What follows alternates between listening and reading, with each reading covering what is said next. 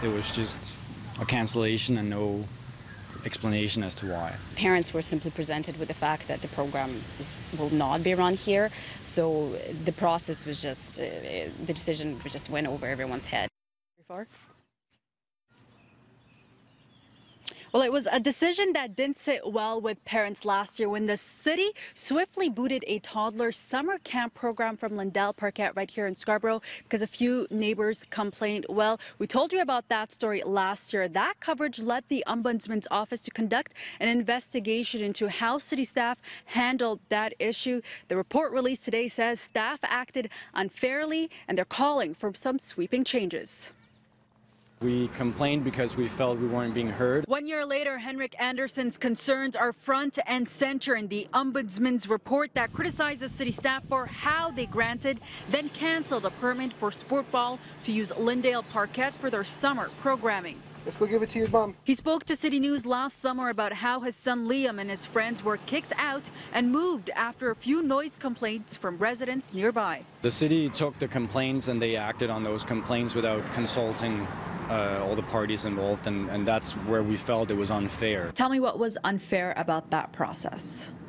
There was no investigation, and there was no opportunity given to the company and the customers to understand the problems, to address the problems if possible, and to see whether there was any remedy short of pulling the permit that could have alleviated the problem. In fact, Parks, Forestry and Recreation doesn't have a policy that deals with complaints about parks or a clear process for handling park permit violations. The report also found that the city granted the original permit without enough details about what time the park would be used and how many kids would attend the camp, all information that could have prevented the issues in the first place. We started this investigation because of this incident, but it quickly became not so much about the incident, but rather about the processes that exist. The Ombudsman's office is making 8 recommendations, including establishing rules for staff when they are considering whether to cancel or alter a park permit, interviewing all affected parties, and training staff on policies and processes.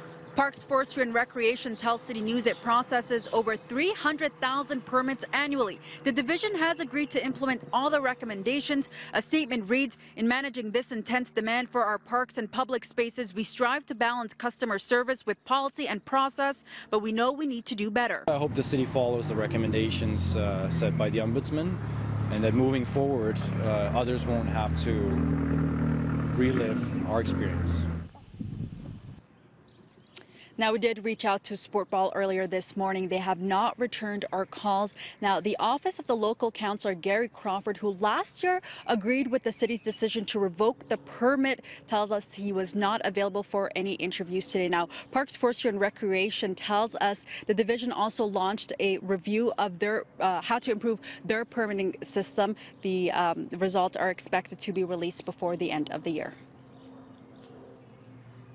And this story came to us from a CityNews viewer. If you have an issue you'd like us to look into, here are all the ways you can get in touch with us.